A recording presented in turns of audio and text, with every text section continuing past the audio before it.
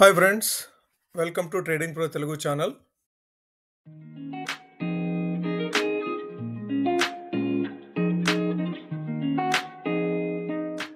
Friends, ఈరోజు market పతనానికి మీకు కారణాలు తెలిసే ఉండొచ్చు. ముఖ్యంగా మనం చూడాలి అంటే ఇజ్రాయెల్ ఇరాన్ మధ్య ఏదైతే ఉద్రిక్తలు పెరుగుతూ ఉన్నాయో దాంతో మిడిల్ ఈస్ట్లో కాస్త టెన్షన్ పెరుగుతూ ఉంది. సో ఇది గ్లోబల్ మార్కెట్లకి నెగిటివ్ న్యూస్గానే మారింది.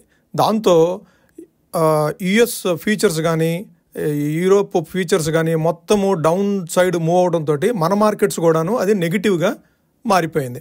దాంతోపాటుగా క్రూడ్ ఆయిల్ ధరలు భారీగా పెరగడం, సుమారుగా 10 to 13% రీసెంట్గా పెరిగాయి. దాంతో మనం ఎక్కువగా ఆయిల్ దిగుమతి చేసుకుంటాం కాబట్టి ఇది మన ఎకానమీకి చాలా నెగిటివ్ న్యూస్. అంతేకాకుండా డాలర్తో పోలిస్తే రూపాయి చాలా బలహీనంగా మారింది. దీనివల్ల ఇంకా నెగిటివిటీ అనేది కాస్త డెవలప్ అంటే పూర్తి స్థాయిలో డెవలప్ అయ్యి మన మార్కెట్స్ ఓపెనింగ్లోనే చాలా నెగిటివ్గా ఓపెన్ అయినాయి. అయితే ఓపెనింగ్ తర్వాత మన మార్కెట్స్ చాలా స్పీడ్గా రికవరీ అవుతూ ఆఫ్టర్నూన్ కల్లా 24,700 లెవెల్స్ అబోవ్కి మార్కెట్స్ మూవ్ అయినాయి. అది కొద్దిగా పాజిటివ్ సెంటిమెంట్ అనుకోవచ్చు. మనము 24,470 లెవెల్స్లో ఓపెన్ అయ్యి అక్కడి నుంచి ఆల్మోస్ట్ 300 పాయింట్స్ 24,750 లెవెల్స్ వరకు కూడా మూవ్ అయింది.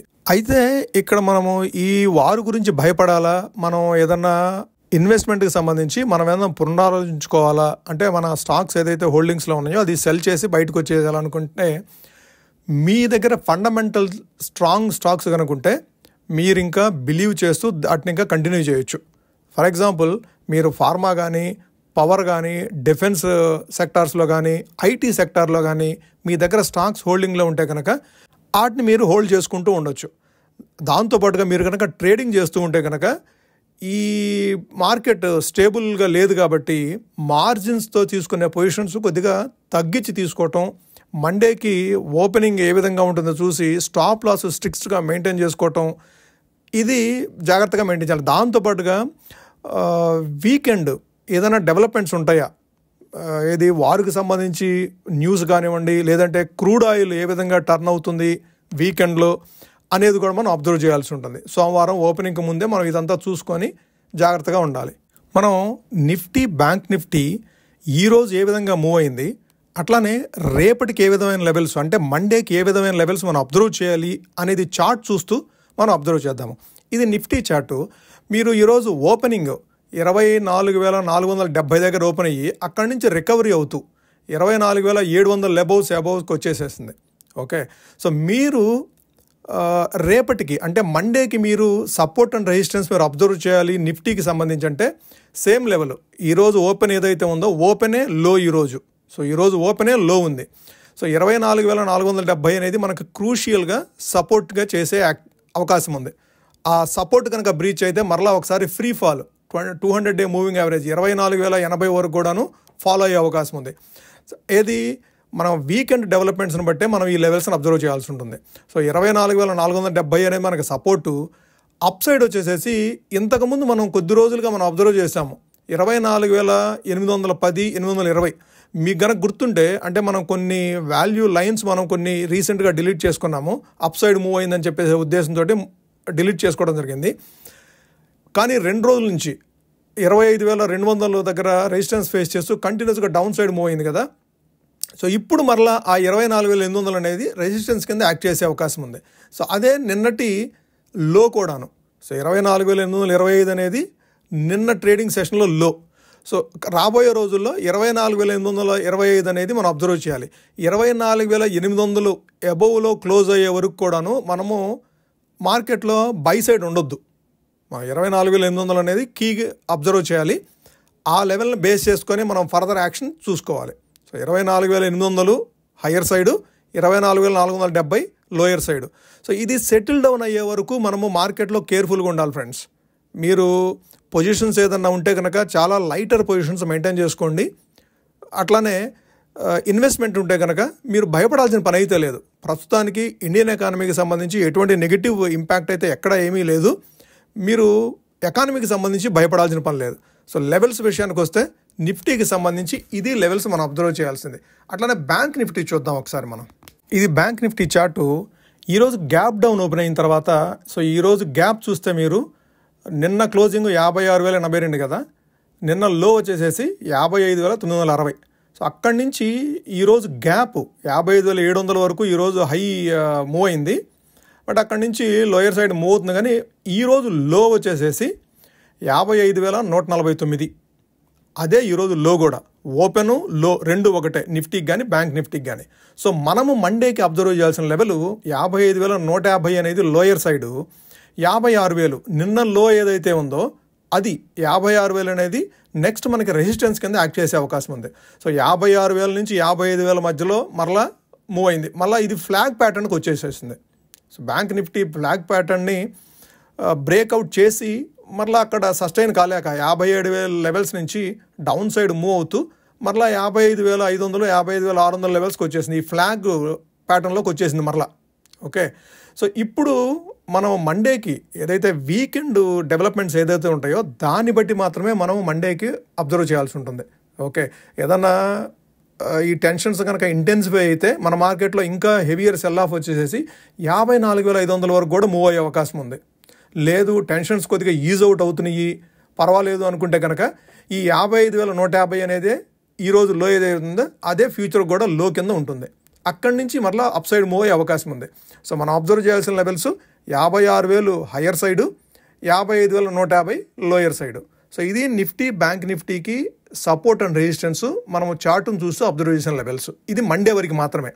అదే కూడా మండే మన డెవలప్మెంట్స్ని బట్టే, వీకెండ్ డెవలప్మెంట్స్ని బట్టే ఆయిల్ ప్రైసెస్ ఏ విధంగా మూవ్ అవుతాయి, అట్లానే గ్లోబల్ టెన్షన్స్ ఏ విధంగా ఉంటాయి, దీన్ని బేస్ చేసుకునే మండే మార్కెట్ మూవ్మెంట్ ఉంటుంది. ఓకే, వేరే ఫ్యాక్టర్స్ ఏది లేవు, ఇది మాత్రమే మండేకి అప్లికబుల్ అవుతుంది. ఫ్రెండ్స్, ఈరోజు మనం డిస్కస్ చేసుకోబోయే stock torrent power. So torrent పవర్ని ఎందుకు పిక్ చేసుకున్నాం మనం ఈరోజు డిస్కస్ చేసుకోవడానికి అంటే, ఇది సిక్లికల్ బిజినెస్ని కలిగి ఉంది. అంటే సిక్లికల్ బిజినెస్ అంటే సైకిల్స్, అంటే ఎవ్రీ క్వార్టర్కి డిఫరెంట్ రిజల్ట్స్ పోస్ట్ చేస్తూ ఉంటారు వీళ్ళు. అండ్ వీళ్ళు పవర్ జనరేషన్లో ఉన్నారు కాబట్టి బేసిక్గా వీళ్ళు సమ్మర్లో వీళ్ళ పవర్ కన్సంప్షన్ అనేది ఎక్కువగా ఉంటుంది. కాబట్టి వీళ్ళ రిజల్ట్స్ కూడాను సమ్మర్ తర్వాత అంటే జూన్ క్వార్టర్ కను సెప్టెంబర్ క్వార్టర్కి బెటర్గా ఉంటాయి. అదే వీళ్ళు మార్చ్ క్వార్టర్ కను అంతకుముందు డిసెంబర్ క్వార్టర్కి చూస్తే కొద్దిగా తక్కువగా ఉంటాయి రిజల్ట్స్. సో మనము వీళ్ళ screener.inలోకి వెళ్ళి వీళ్ళ ఫండమెంటల్స్ ఏ విధంగా ఉన్నాయి, అట్లానే వీళ్ళు లాస్ట్ 2 quarters 3 quarters రిజల్ట్స్ ఎట్లా ఉన్నాయి, అంతకుముందు ఇయర్స్లో జూన్ క్వార్టర్కి వాళ్ళు ఏ విధంగా పోస్ట్ చేస్తున్నారు రిజల్ట్స్ అని ఒకసారి అబ్జర్వ్ చేసి ఆ తర్వాత లెవెల్స్ ఏ విధంగా అబ్జర్వ్ చేయాలో ఒకసారి మళ్ళా చార్ట్ దగ్గరకు వచ్చి చూద్దాం. టోరెంట్ పవర్ ఫండమెంటల్స్ చూసారంటే దీని మార్కెట్ క్యాపిటలైజేషను 70,982 కోట్లు. దీని స్టాక్ పిఈ 23.8. పవర్ ఇండస్ట్రీలో ఇది యావరేజ్ పిఈతో ఉంది ఇప్పుడు ప్రస్తుతానికి. ఆర్ఓసిఈ 16.8 ఉండింది, ఆర్ఓఈ 20+ ఉండింది. ఓకే, దీని డివిడెండ్ కూడా కన్సిస్టెంట్గా వీళ్ళు డివిడెండ్ పే చేస్తూ ఉన్నారు. వీళ్ళ డివిడెండ్ ఈల్డ్ వచ్చేసి 1.36%. దీని 52 వీక్ హై 2,000 రూపీస్ ఉంది, 2,037 ఎగ్జాక్ట్గా చెప్పాలంటే. 52 వీక్ లో వచ్చేసేసి 1,207. ఓకే, సో ఓవరాల్గా ఫండమెంటల్లీ స్ట్రాంగ్ స్టాక్ ఇది. సో 71,000 crores మార్కెట్ క్యాపిటలైజేషన్ ఉంది, ఫేస్ వాల్యూ వచ్చి 10 ఉండింది. ఓకే, సో దీని రిజల్ట్స్ మీరు లాస్ట్ 4 quarters చూస్తే లాస్ట్ ఇయర్ జూన్ 9,000 crores వీళ్ళు పోస్ట్ చేస్తే సెప్టెంబర్ క్వార్టర్కి 7,100 crores, అదే డిసెంబర్ క్వార్టర్స్కి 6,499, అదే మార్చ్ క్వార్టర్కి 6,400. ఇక్కడ చూస్తే మీకు 2024 జూన్ క్వార్టర్కి 9,000 crores పోస్ట్ చేశారు. 2023 జూన్ కూడాను 7,300 crores పోస్ట్ చేశారు. సెప్టెంబర్కి వచ్చేటప్పటికి 6,900, డిసెంబరు 6,300, మార్చి 6,500. అంటే September, December, March average results post చేస్తూ ఉన్నారు. జూన్ క్వార్టర్కి హైయెస్ట్ రిజల్ట్స్ పోస్ట్ చేస్తూ ఉన్నారు. సద్య 2022 జూన్ కూడా చూస్తే 6,500, అంతకుముందు మార్చి క్వార్టర్కి 3,700 crores పోస్ట్ చేస్తే జూన్ క్వార్టర్కి 6,500 crores పోస్ట్ చేశారు. సో దీంతో మనం అర్థం చేసుకోవాల్సిందంటే ఈ సిక్లికల్ బిజినెస్కి జూన్ క్వార్టర్లో వీళ్ళు రిజల్ట్స్ ప్రాపర్గా అంటే కాస్త హై లెవెల్లో పోస్ట్ చేస్తూ ఉన్నారు. అయితే జూన్ 2020 నుంచి ఆ 6,500 crores అనేది కన్సిస్టెన్సీ మెయింటైన్ చేస్తున్నారు. సో దీన్ని ఆపరేటింగ్ ప్రాఫిట్ మార్జిన్ పర్సంటేజ్ చూస్తే సో యావరేజ్గా 16%, దీని లీస్ట్ 16%, జూన్ క్వార్టర్లో 21% వరకు. సో ఇక్కడ జూన్ క్వార్టర్లో 16% వచ్చింది, ఇక్కడ జూన్ క్వార్టర్లో 16%, బట్ ఇక్కడ జూన్ క్వార్టర్లో 21% పోస్ట్ చేశారు. సో లాస్ట్ మార్చ్ క్వార్టర్కి 18% ఆపరేటింగ్ ప్రాఫిట్ మార్జిన్ పోస్ట్ చేశారు. సో ఓవరాల్గా ఇది ఫండమెంటల్లీ స్ట్రాంగ్ స్టాకు. మీరు దీని పీర్స్ చూస్తే కనుక, పీర్ కంపారిజన్లో చూస్తే టాటా పవర్ దీని పిఈ 33 ఉంటే టొరెంట్ పవర్ 23.7 ఉండింది. ఓకే, సో అదర్ స్టాక్స్తో చూస్తే ఏదైతే సేల్స్ గ్రోత్ కానివ్వండి, ఆర్ఓసిఈ కానివ్వండి, ఆర్ఓసిఈ 16 ఉంది కాబట్టి ఈ రెండు స్టాక్స్ టాటా పవర్ కానీ సిఈఎస్సి కానీ వీటి ఆర్ఓసిఈ 10 ఉంది, బట్ దీని ఆర్ఓసిఈ 16.76 ఉంది టొరెంట్ పవర్ది. అఫ్కోర్స్ అదానీ పవర్ది కొద్దిగా హైలో ఉంది, బట్ ఈ 16 అనేది ఇట్లా కన్సిస్టెన్సీ మెయింటైన్ చేస్తున్నారు ఆర్ఓసి విషయంలో. ఓకే, సో ఇది మీరు మీ రాడార్లో యాడ్ చేసుకొని, సో ఈ స్టాక్ని రాడార్లో యాడ్ చేసుకొని, సో మనము అబ్జర్వ్ చేయాల్సిన లెవెల్స్ ప్రస్తుతం ఈ టొరెంట్ పవర్కి సంబంధించి మనం అబ్జర్వ్ చేయాల్సిన లెవెల్స్ 1360. సో బేసిక్గా ఈ 1360 దగ్గర, 1350, 1360 దగ్గర మల్టిపుల్ టైమ్స్ ఇది సపోర్ట్ తీసుకుంటూ ఉంది.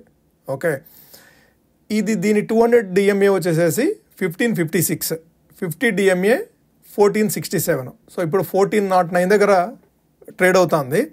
సో మనము స్లోగా గ్రాడ్యువల్గా దీన్ని ఈ లెవెల్ దగ్గర 1400 లెవెల్స్ దగ్గర మనం పిక్ చేసుకోవడం స్టార్ట్ చేస్తే ఫస్ట్ టార్గెట్ మనకి 1475 అవుతుంది. సో ఆ తర్వాత దీని టార్గెట్ 200 DMA. వన్స్ 200 DMA కనుక క్రాస్ చేసి అబోవ్ మూవ్ అవ్వగలిగితే, సో ఇది మరలా ఒకసారి హై, ఇంతకుముందు హై ఏదైతే ఉందో 2000 మరలా ఒకసారి టెస్ట్ చేసే అవకాశం ఉంది ఈ టొరెంట్ పవర్. ఓకే, సో మీరు గ్రాడ్యువల్గా దీన్ని పిక్ చేసుకోవడం స్టార్ట్ చేసుకోవచ్చు.